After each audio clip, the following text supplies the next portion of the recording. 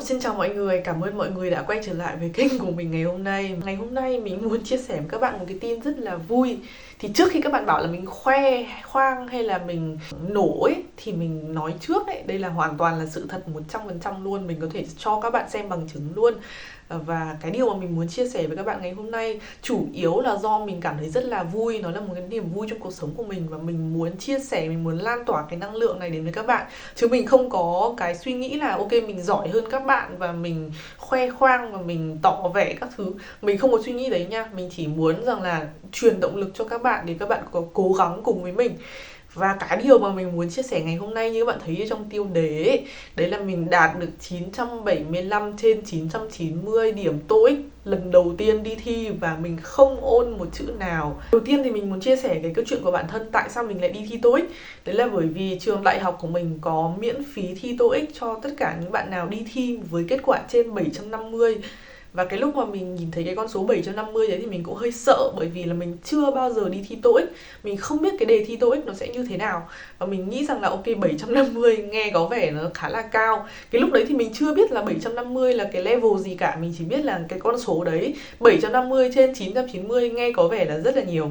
Cái ngày đi thi của mình suýt nữa đã không đi thi, tại vì mình bị cảm thấy là mình stress quá ấy. Mình suýt nữa mình xin người ta là cho mình chuyển sang một cái buổi khác.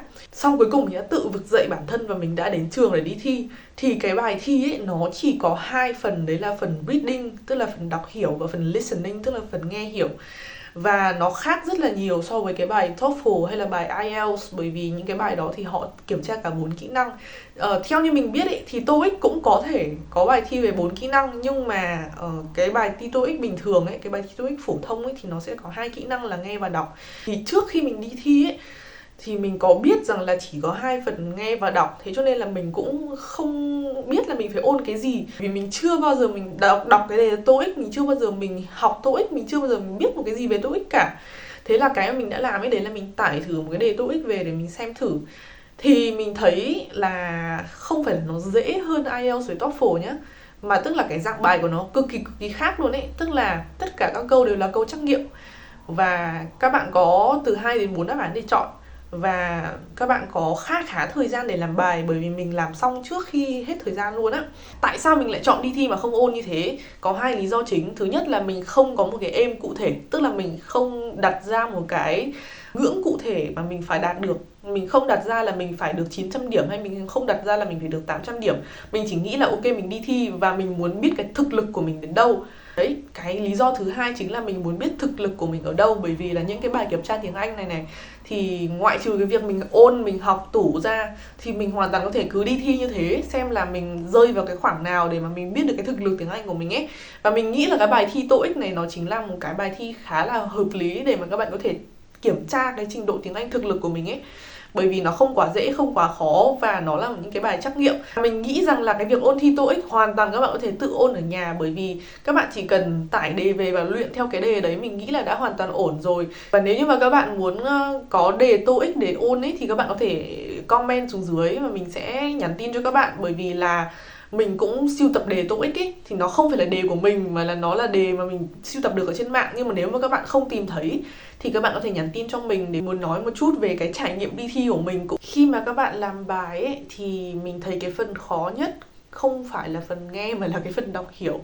Và đặc biệt là những cái câu mà các bạn cần phải điền câu còn thiếu vào chỗ trống. Tức là nó không phải là điền từ còn thiếu vào chỗ trống nhá, mà là điền câu còn thiếu vào chỗ trống. Tức là khi mà mình làm mình cũng không chắc chắn là mình làm đúng hay làm sai, bởi vì nó quá khó đối với mình ấy. Mình nghĩ là trong những cái trường hợp như thế này và bất cứ những cái câu hỏi nào khác, bởi vì nó là kỳ thi trắc nghiệm nên các bạn hoàn toàn có thể đoán và các bạn khoanh vào cái đáp án mà các bạn tin là nó đúng nhất. Tức là thay vì để trống và chắc chắn là mất điểm ấy, thì luôn là hãy chọn một cái đáp án nào đấy. Không phải là chọn bừa, nhưng mà là các bạn đọc và các bạn thấy cái nào phù hợp nhất, các bạn tin là nó đúng ấy, thì các bạn khoanh vào cho mình. Một cái tip khi làm bài nghe đấy là các bạn nên nghe tất cả những cái gì họ nói trước khi các bạn khoanh vào một cái đáp án nào đấy. Tức là nhiều khi các bạn nghe A, B, C, D đúng không? Thì nghe đến đáp án B các bạn đã nghĩ là ok nó là đáp án đúng.